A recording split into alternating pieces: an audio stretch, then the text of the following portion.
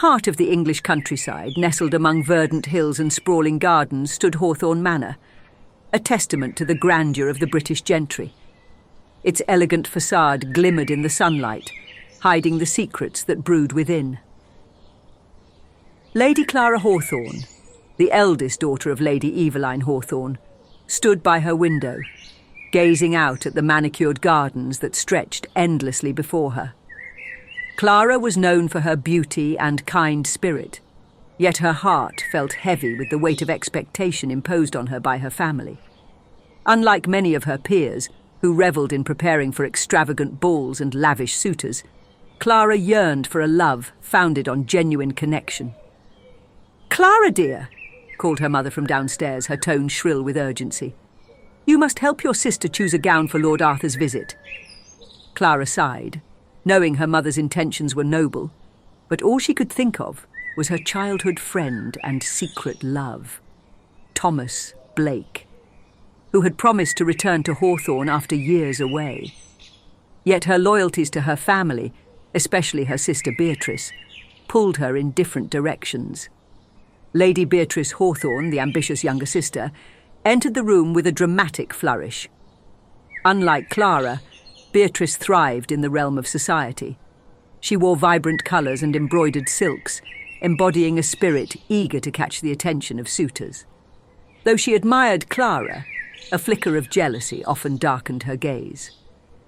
"I quite fancy the crimson gown," Beatrice said, holding up a robe adorned with lace. "It will make me the talk of the ball and catch Lord Arthur's eye." "Perhaps the blue one would suit you better," Clara suggested gently. "It brings out your eyes in a way that crimson cannot." Beatrice rolled her eyes, brushing off Clara's words.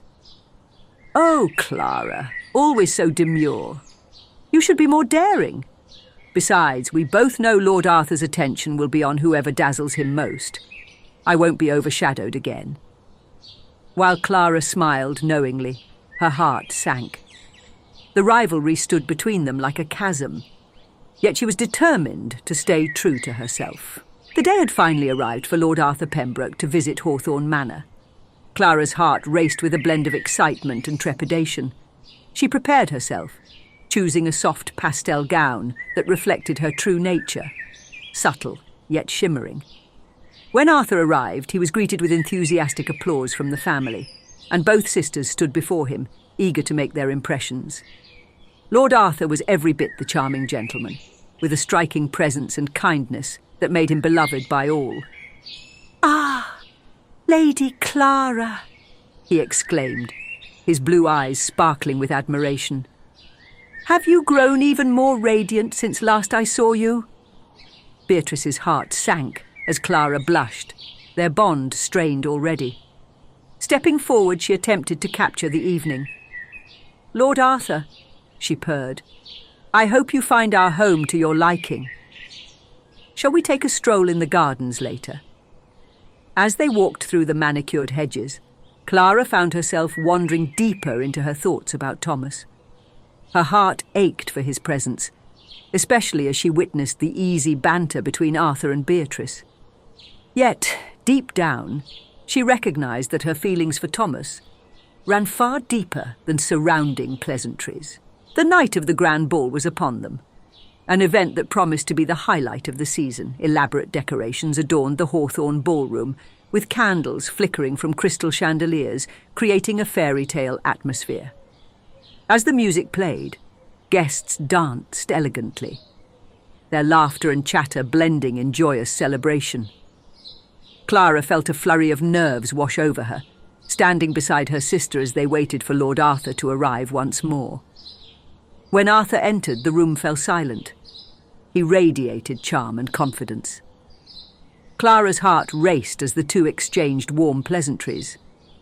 As the evening unfolded, it became clear that Beatrice was determined to outshine Clara, stepping in to engage Arthur in conversations filled with flirtation. "Tell me more about your travels, Arthur," Beatrice cooed, touching his arm lightly. "I wish to hear all about the exotic places you have seen." Clara felt the pang of resentment, but she remained composed, knowing Beatrice's ambition often had no bounds. As the night grew older, her longing for Thomas deepened, making her heart ache for something more than superficial admiration. The following days were filled with whispers throughout the gentry circles. As rumours began circulating about Clara's affections, a clandestine meeting with Thomas, Beatrice seized the opportunity to cast doubt on her sister's reputation. "Have you heard Lady Clara has been seen speaking alone with Mr. Blake?" Beatrice whispered to a group of young aristocrats at a gathering. "Such impropriety at our level is gravely concerning." As Clara entered the room, overhearing faint echoes of judgment, her heart sank. She knew her sister's jealousy would lead her down a dangerous path. Later that evening, Clara took a solitary stroll in the gardens, seeking comfort under the moonlight. As she closed her eyes, she felt the presence of Thomas. "Thomas!" she exclaimed, opening her eyes to find him leaning against a tree, his boyish smile igniting warmth within her. "I had to see you, Clara," he said earnestly. "I missed you more than I can say. But I hear of troublesome rumours. I want you to be safe." Clara's heart raced at his concern. "My sister. She is envious of what we share." "Then let us not speak of it. Let us enjoy this moment," Thomas replied, their fingers brushing against each other's.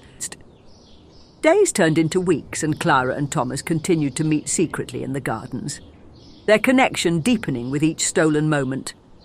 Under the stars, they shared dreams and ambitions, revealing layers of their pasts that connected them even more profoundly. "I wish I could leave all this behind," Clara sighed one night, gazing up at the stars as they sat on a bench under the blooming magnolia tree. "But my family expects me to marry a man of stature, like Lord Arthur." Thomas turned to her, his eyes filled with longing. "I've always believed love could conquer all boundaries. What good is a title without a heart?" But as they shared whispers of sweetness, darkness loomed in the shadows. Beatrice, driven by jealousy, had begun plotting her next move, ready to unleash a campaign of deception against her sister to secure her position. The grand annual soirée was at hand, the entire gentry society buzzing with anticipation. Amidst the festivities, Lady Beatrice decided it was time to unveil her master plan. Armed with half-truths and whispered insinuations, she approached Lord Arthur with a nervous smile. "Arthur, dear," she said, sweetly, "have you heard the whispers? They say Lady Clara has been seen with Mr. Blake far too often for a mere friendship." Arthur's eyes darkened with concern as he regarded Beatrice. "A scandal can ruin her, especially during these times of expectations." Beatrice feigned innocence, masking her glee. "I would hate for Lady Clara to tarnish the Hawthorne name." As the rumours swirled, Clara, oblivious to her sister's machinations, stepped out to dance with Arthur in the grand ballroom. Laughter and music filled the air, but she sensed the shift in Arthur's demeanour. "Clara," Arthur murmured cautiously, "might you have something to explain?" In that moment, her heart dropped. What had Beatrice done? "Arthur, I assure you my friendship with Thomas is innocent." But the damage was already done. As the enchanted evening turned bleak, Clara could see the betrayal in Arthur's eyes. In the days that followed, Clara's world shattered. The weight of Beatrice's deceit hung heavy like a storm cloud over Hawthorne Manor. Clara confronted her sister one night in the dimly lit sitting room, shadows flickering against the walls. "Why would you do this, Beatrice?" Clara's voice trembled with a mix of hurt and fury. "Are you that desperate to outshine me?"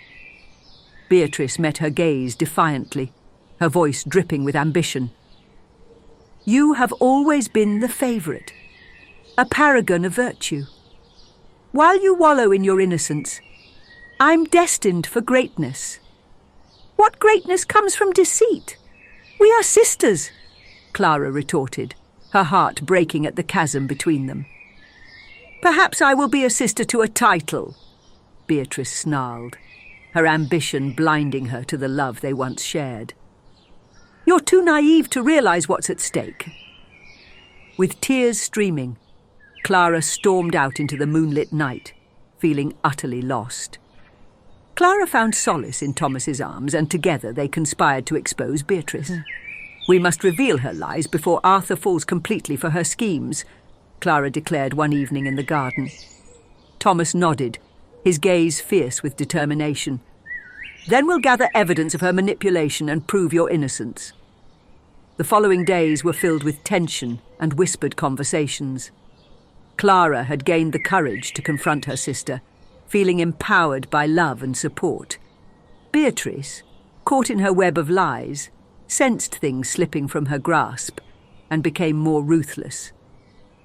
On the night before the grand ball, as guests trickled in, Clara and Thomas prepared to confront Beatrice publicly. The grand ballroom shimmered with opulence, the atmosphere pulsed with anticipation. Couples twirled, laughter echoed, and the ambiance glowed with the light of 1,000 candles. As Clara took her place beside Thomas, the couples danced gracefully around them. It was time to reveal Beatrice's true nature. "Ladies and gentlemen," Clara announced as she stepped onto a small platform, the crowd quieting to listen. "It is with a heavy heart that I confront a matter of great importance." Whispers erupted through the crowd. "What is she speaking of?" "My sister Beatrice has been spreading lies about my integrity." Clara's voice quivered, but held firm. "She concocted deceptions to ruin my reputation simply to elevate her own desires." Beatrice gasped, her face blanched pallid. "This is preposterous. You tarnish our family's name." "And yet my name has already been tarnished by your schemes," Clara shot back, emboldened by the presence of Thomas by her side. The whispers turned into murmurs of shock as the guests began to piece together the events leading up to this moment. In the aftermath of the ballroom revelation, the once grand atmosphere turned sombre. The Hawthorne family confronted Beatrice, demanding explanations as the haunting truth finally illuminated her motives. I only wanted more for myself," Beatrice faltered, tears filling her eyes. "I wanted to be admired, to be something in this life. You never understood." "Do you think ambition built on deceit can lead to happiness?" Lady Eveline scolded, her voice tinged with disappointment. As Clara watched her sister, she felt a pang of empathy. Though Beatrice had wronged her, she knew the longing for love and acceptance burned brightly within. Days passed, and as the fields bloomed with the first signs of spring, Clara approached her sister in the garden where flowers blossomed anew. "Beatrice," she began softly, "I don't want to lose you as a sister. I understand your desire to be seen. Yet you are blinded by your own innocence," Beatrice interrupted, her tone calmer. "I wanted to make sure I was never overshadowed again." "You could never be overshadowed if you were true to yourself. Love doesn't require deceit. It needs honesty," Clara replied gently, her heart hopeful. As spring dawned over the Hawthorne estate, healing began. Arthur, understanding the truth, found a renewed respect for Clara. Their friendship blossomed into something warmer, and he approached Clara one afternoon amidst blooming wisteria. "Clara," he began hesitantly, "I was wrong to doubt you. The love you and Thomas share inspired me to seek something deeper than pleasantries." "Arthur, I wish you the best," Clara replied, her heart lightening as she saw potential for Arthur and Beatrice to reconcile, to find affinity rather than rivalry. As the season shifted, Beatrice slowly began to comprehend how her actions had estranged her from the very love she sought. In the weeks that followed, she found solace in the company of Arthur, and together they forged a friendship, a bond strengthened through understanding. Clara, alongside Thomas, embraced their romance, cherishing moments filled with laughter, shared dreams, and unwavering support. In finally learning to appreciate one another and overcoming their past, Clara, Beatrice, and Arthur forged new paths toward futures rooted in honesty and authenticity.